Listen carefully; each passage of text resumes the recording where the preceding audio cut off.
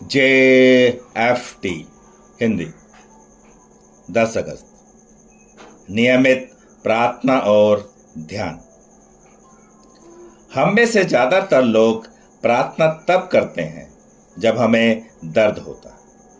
हम यह सीखते हैं कि हम नियमित प्रार्थना करते हैं तो हम अक्सर पहले जितने दुखी नहीं रहेंगे या हमारे दुख की मात्रा कम होगी। बेसिक टेस्ट पृष्ठ 43। नियमित प्रार्थना और ध्यान हमारे जीवन जीने के नए स्वरूप में दो और महत्वपूर्ण घटक हैं। हमारा सक्रिय एडिक्शन हमारी एक बुरी आदत से कहीं ज़्यादा बढ़कर था, जिसे हम केवल अपनी इच्छा शक्ति से नहीं छोड़ सकते थे।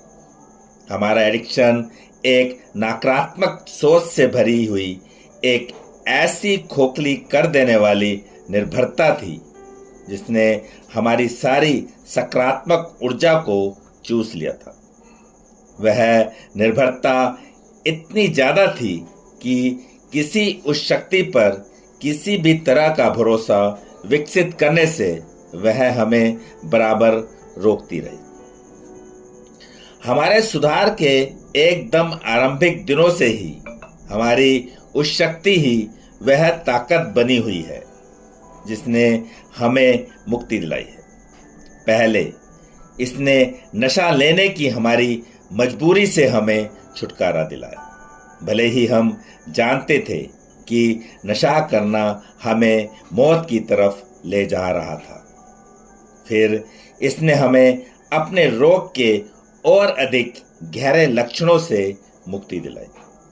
हमारी उस शक्ति ने ही हमें अपने को जांचने परखने की दिशा, शक्ति और हिम्मत दी, जिससे हम दूसरों के सामने मुंह खोलकर शायद पहली बार स्वीकार कर सके कि हम किस तरह की जिंदगी गुजारते रहे हैं, ताकि हम अपने चरित्र के उन पुराने दोषों से छुटकारा पाना शुरू कर सकें जो हमारी तमाम परेशानियों की जड़ है, और आखिरकार उन गलतियों को सुधार सकें जो हमने की है।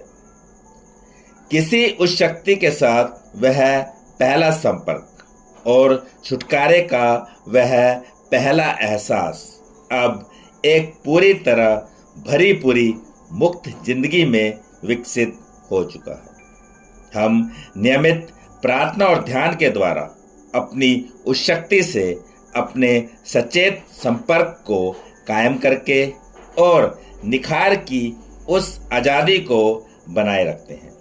सिर्फ आज के दिन मैं अपनी जिंदगी में नए स्वरूप में नियमित प्रार्थना और ध्यान को शामिल करने का वायदा करूंगा।